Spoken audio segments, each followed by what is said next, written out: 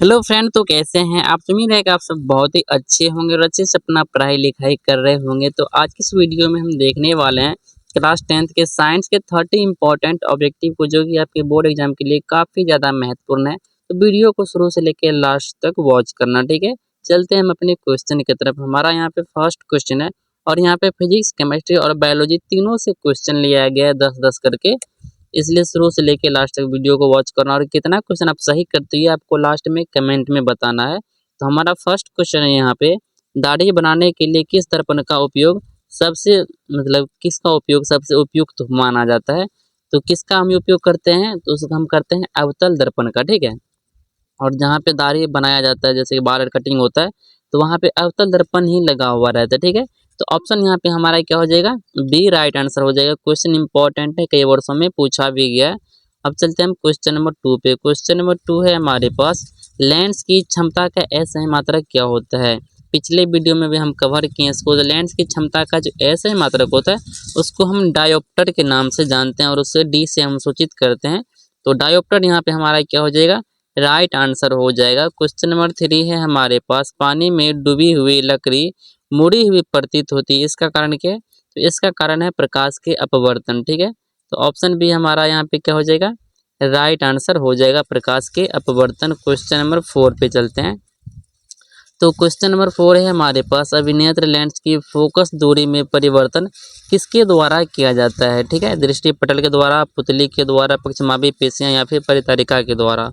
तो किसके द्वारा परिवर्तन किया जाता है, तो पक्षमावी पेशियां के द्वारा परिवर्तन उसमें किया जाता है, ठीक है। तो हमारा ऑप्शन यहाँ पे सी क्या हो जाएगा, राइट आंसर हो जाएगा। क्वेश्चन नंबर 5 है हमारे पास, 1 किलोवाट घंटा निम्नलिखित में से किसके बराबर होता है, ठीक है। 3.6 इंटू 10⁻6 जूल, या फिर 3.6 इंटू 10⁻5 जूल, 3.6 इंटू 10⁻4 जूल, ठीक है। तो इसको भी हम पिछले वीडियो में कवर किए हैं। तो क्या होता है, तो 1 किलोवाट घंटा किसके बराबर होता है, 3.6 इंटू 10⁻6 जूल के बराबर होता है। तो अब हम चलते हैं क्वेश्चन नंबर 6 पे। क्वेश्चन नंबर 6 है हमारे पास, प्रतिरोध का असही मात्रक क्या होता है। ओम मीटर होता है, ओम होता है, या फिर ओम बटे मीटर होता है, या फिर वोल्ट मीटर होता है। तो प्रतिरोध का असही मात्रक क्या होता है, ओम होता है, ठीक है। तो ऑप्शन हमारे पास यहाँ पे क्या हो जाएगा, ए राइट आंसर हो जाएगा, ठीक है। अब चलते हैं क्वेश्चन नंबर 7 पे। क्वेश्चन नंबर 7 हमारे पास, विद्युत जनित्र किस सिद्धांत पर कार्य करता है, ठीक है। तो किस सिद्धांत पर कार्य करता है, तो विद्युत चुंबकीय प्रेरण के सिद्धांत पे कार्य करता है, ठीक है। तो विद्युत चुंबकीय प्रेरण आपको कहाँ पे मिल जाएगा, ऑप्शन सी में। ऑप्शन सी हमारा यहाँ पे क्या हो जाएगा, राइट आंसर हो जाएगा, ठीक है। अब हम चलते हैं क्वेश्चन नंबर 8 पे। तो क्वेश्चन नंबर 8 है हमारे पास, विद्युत नहीं, चुंबकीय क्षेत्र रेखाएं किस ध्रुव से निकलती है, ठीक है। तो उत्तरी ध्रुव से क्या करता है, वो निकलता है, और दक्षिणी ध्रुव में क्या करता है, प्रवेश करता है, ठीक है। यहाँ पे हम इसको भी टिक कर देते हैं, लेकिन आंसर यहाँ पे हमारा ए राइट हो जाएगा। देखो, उत्तरी ध्रुव से बाहर निकलता है और दक्षिणी ध्रुव में ऐसे करके प्रवेश करता है, ठीक है। यहाँ पे आपको दोनों ऑब्जेक्टिव याद रखना। यहाँ पे पूछा गया किस ध्रुव से निकलती है, हो सकता है एग्जाम में से इसका उल्टा पूछ दे कि किससे क्या होती है, किस में एंटर करती है। तो याद रखना, उत्तरी ध्रुव से निकलता है और दक्षिणी ध्रुव में प्रवेश करती है, ठीक है। तो क्वेश्चन नंबर 9 हमारे पास, सौर सेल सौर ऊर्जा को किस ऊर्जा में रूपांतरित करता है। तो सौर सेल जो सौर ऊर्जा को विद्युत ऊर्जा में रूपांतरित करता है, ठीक है। तो विद्युत ऊर्जा हमारा यहाँ पे क्या हो जाएगा, राइट आंसर हो जाएगा, नहीं कि ऑप्शन डी राइट हो जाएगा। क्वेश्चन नंबर 10 पे चलते हैं। क्वेश्चन नंबर 10 है हमारे पास, बायोगैस संयंत्र में उत्पन्न गैस मुख्य रूप से कौन सी होती है। तो कौन सा होता है बायोगैस में उत्पन्न गैस होता है, वो होता है मीथेन, ठीक है, CH4, ठीक। इसका फॉर्मूला भी आपको याद रखना, क्वेश्चन इंपॉर्टेंट है। अब हम चलते हैं केमिस्ट्री के 10 क्वेश्चन करने के लिए, जो कि सारे के सारे प्रीवियस ईयर क्वेश्चन है। तो केमिस्ट्री का यहाँ पे हमारा फर्स्ट क्वेश्चन आ गया है, बोल रहा है कि श्वसन किस प्रकार की रासायनिक अभिक्रिया है। ये भी 4 वर्षों में पूछा गया, ठीक है। उष्माक्षेपी है, उष्माशोषी, उष्माक्षेपी है, संयोजन है, या फिर अपघटन है। तो श्वसन किस प्रकार की रासायनिक अभिक्रिया है, तो एक उष्माक्षेपी रासायनिक अभिक्रिया है, ठीक है। तो ऑप्शन बी हमारा यहाँ पे क्या हो जाएगा, राइट आंसर हो जाएगा, उष्माक्षेपी। क्वेश्चन नंबर 12 हमारे पास, बुझे हुए चूने का रासायनिक सूत्र क्या होता है, ठीक है। तो बुझा हुआ चूना होता है, उसका रासायनिक सूत्र क्या होता है, CaOH का होल 2, ठीक है। ऑप्शन बी हमारा यहाँ पे क्या हो जाएगा, राइट आंसर हो जाएगा, ठीक है। क्वेश्चन नंबर 13 हमारे पास, धोने का सोडा, जिसको हम वॉशिंग सोडा को लेके बोलते हैं अंग्रेजी में, लेकिन वॉशिंग सोडा कभी कभी हिंदी में ही लिख दिया जाता है। तो धोने का सोडा बोले या फिर वॉशिंग सोडा का रासायनिक फॉर्मूला पूछे तो उसका फॉर्मूला होता है Na2CO3 इंटू 10H2। याद रखना 10H2O, 7 नहीं होगा, 2 भी नहीं होगा, 5 भी नहीं होगा, क्या होगा तो 10H2O जहाँ पे मिलेगा वो हमारा राइट आंसर हो जाएगा।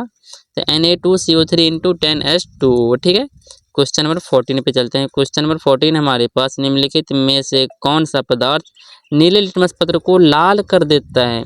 जो नीले को लाल करता है उसको हम अम्ल के नाम से जानते हैं। ठीक है, तो एसिड यहाँ पे हमारा क्या हो जाएगा, राइट आंसर हो जाएगा। क्वेश्चन नंबर 15 हमारे पास, एक्वा रेजिया में सांद्र HCl और सांद्र HNO3 का अनुपात क्या होता है, तो 3:1 होता है। ठीक है, और ये रेशियो इंपॉर्टेंट, इसको आप ध्यान में रखना। ठीक है, तो ऑप्शन यहाँ पे हमारा ए क्या हो जाएगा, राइट आंसर हो जाएगा 3:A।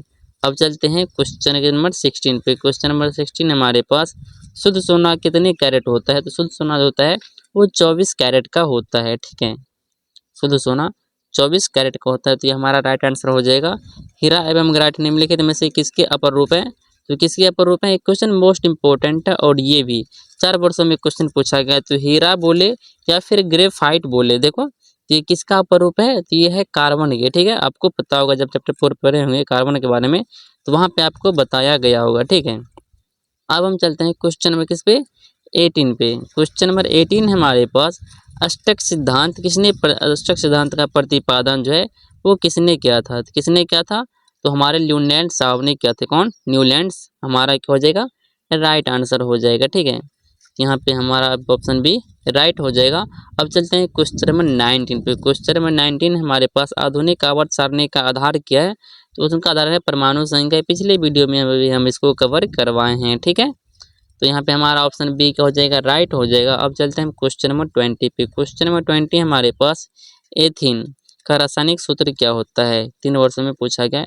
एथीन का रासायनिक सूत्र क्या होता है, C2 होता है और H कितना होता है, 4 होता है। तो ऑप्शन आपके पास यहाँ पे बी क्या हो जाएगा, राइट आंसर हो जाएगा। ठीक है, तो हम फिजिक्स का कर लिए, केमिस्ट्री का भी कर लिए। अब चलते जो हमारा लास्ट पोर्शन है बायोलॉजी का। ठीक है, तो बायोलॉजी के क्वेश्चन को हम अब कवर करेंगे।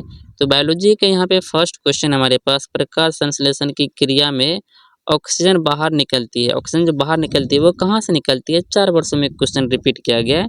तो जल से, ग्लूकोज से, CO2 से, या फिर क्या है, या फिर इसको छोड़ो, ये तो होता नहीं, उसमें होता है क्या है, कार्बन डाइऑक्साइड होता है। जैसे कि प्रकाश संश्लेषण में सहायक होता है, कार्बन डाइऑक्साइड चाहिए, और ग्लूकोज भी नहीं, और ग्लूकोज उसमें बनता है रासायनिक अभिक्रिया के दौरान, उसको सूर्य का प्रकाश चाहिए, और क्लोरोफिल चाहिए, और क्या चाहिए, जल चाहिए। तो जल का फॉर्मूला क्या होता है, जल का फॉर्मूला होता है H2O। तो यहाँ पे क्या बोल रहा है कि ऑक्सीजन बाहर निकलता है, तो यहीं से O जब इसका अणु टूटता है आपस में, तो टूटता है, तो यहीं से ऑक्सीजन क्या होता है, बाहर निकलता है, और वही ऑक्सीजन को हम ग्रहण करते हैं। ठीक है, तो यहाँ पे आपको याद रखना, ये प्रकाश संश्लेषण की क्रिया में जो ऑक्सीजन बाहर निकलता है वो कहाँ से निकलता है, तो जल से निकलता है। तो जल हमारा यहाँ पे क्या हो जाएगा, राइट आंसर हो जाएगा। ठीक है, क्वेश्चन नंबर यहाँ पे 22 है हमारे पास, मनुष्य में मुख गुहा में कितने जोड़े लार ग्रंथि पाई जाती है, मोस्ट इंपॉर्टेंट क्वेश्चन है। तो उसमें 3 जोड़े लार ग्रंथि पाया जाता है। ठीक है, 3 जोड़े, तो ऑप्शन यहाँ पे क्या हो जाएगा आपका सी, राइट आंसर हो जाएगा। क्वेश्चन नंबर 23 पे चलते हैं। 23 का क्वेश्चन है हमारे पास, रक्त का लाल रंग निम्नलिखित में से किस प्रोटीन की उपस्थिति के कारण होता है, तो लाल किसके कारण होता है, वो होता है हीमोग्लोबिन के कारण लाल होता है। और पेड़ पौधा का जो रंग पत्तियों जो हरा होता है वो होता है क्लोरोफिल के कारण। ठीक है, वो भी आपको याद रखना। क्वेश्चन नंबर 24 है हमारे पास, मानव हृदय में कितने कोष्ठक होते हैं, ये भी हम पिछले वीडियो में कवर करवाएं। तो कितने कोष्ठक होते हैं, टोटल 4 कोष्ठक होते हैं। 4 हमारा क्या हो जाएगा, आंसर हो जाएगा। क्वेश्चन नंबर यहाँ पे 25 है हमारे पास, मस्तिष्क का कौन सा भाग शरीर की स्थिति तथा संतुलन का अनुरक्षण करता है। ठीक है, तो वो कौन करता है, अनुमस्तिष्क करता है। तो अनुमस्तिष्क यहाँ पे हमारा राइट आंसर हो जाएगा। ठीक है, क्वेश्चन नंबर 26 है हमारे पास, थायरॉक्सिन हार्मोन के संश्लेषण में कौन सा किसका सहायक होना अनिवार्य है, तो उसमें आयोडीन का होना अनिवार्य है। बिना आयोडीन के आप थायरॉक्सिन हार्मोन का संश्लेषण नहीं कर सकते हैं। ठीक है, तो आयोडीन हमारा क्या हो जाएगा, राइट आंसर हो जाएगा। क्वेश्चन नंबर 27 है हमारे पास, मानव मादा के जनन तंत्र का भाग निम्नलिखित में से कौन नहीं है? जो नहीं है अंडाशय, ये भी किसका है? ये मादा का जनन अंग है। और गर्भाशय ये भी है, डिंबवाहिनी ये भी है, लेकिन शुक्रवाहिका किसका भाग है? तो ये नर जनन अंग का भाग है। यही हमारा क्या हो जाएगा? राइट आंसर हो जाएगा। क्वेश्चन नंबर 28 हमारे पास, अड़हुल किस प्रकार का पुष्प है? तो वो द्विलिंगी पुष्प है। ठीक है, तो द्विलिंगी हमारा यहाँ पे क्या हो जाएगा? राइट आंसर हो जाएगा। ठीक है, क्वेश्चन नंबर 29 पे चलते हैं। 29 का क्वेश्चन है हमारे पास, मैदानी पारिस्थितिक तंत्र में तृतीय उपभोक्ता कौन है? तो ये पिछले वीडियो में कवर कर दिया था। तो तृतीय उपभोक्ता का बात करें तो वहाँ पे कौन आ जाता है? तो आ जाता है स्नेक यानी कि सांप। तो सांप को कभी कभी हम सर्प भी बोलते हैं और सांप भी बोलते हैं। तो वही हमारा क्या हो जाएगा? राइट आंसर हो जाएगा। क्वेश्चन नंबर 30 है हमारे पास, मनुष्य में वैज्ञानिक नाम क्या है? तो वैज्ञानिक में हम किसको जानते हैं वैज्ञानिक के नाम से? तो हेमोसेपियंस को। ठीक है, इसी को मनोवैज्ञानिक भी कहा जाता है। ठीक है, तो हेमोसेपियंस हमारा राइट आंसर हो जाएगा। इसमें टोटल 30 ऑब्जेक्टिव किए जो कि सारे के सारे प्रीवियस ईयर क्वेश्चन था। इसमें से आप कितना क्वेश्चन सही किए आपको कमेंट में बताना है। बाकी वीडियो यदि आपको अच्छा लगा तो वीडियो को लाइक कर दीजिएगा, दोस्तों में शेयर कर दीजिएगा, और चैनल पे आप नए हैं तो चैनल को सब्सक्राइब भी कर दीजिएगा। ठीक है, मिलते हैं अगले क्वेश्चन के साथ अगले वीडियो में, तब तक के लिए धन्यवाद।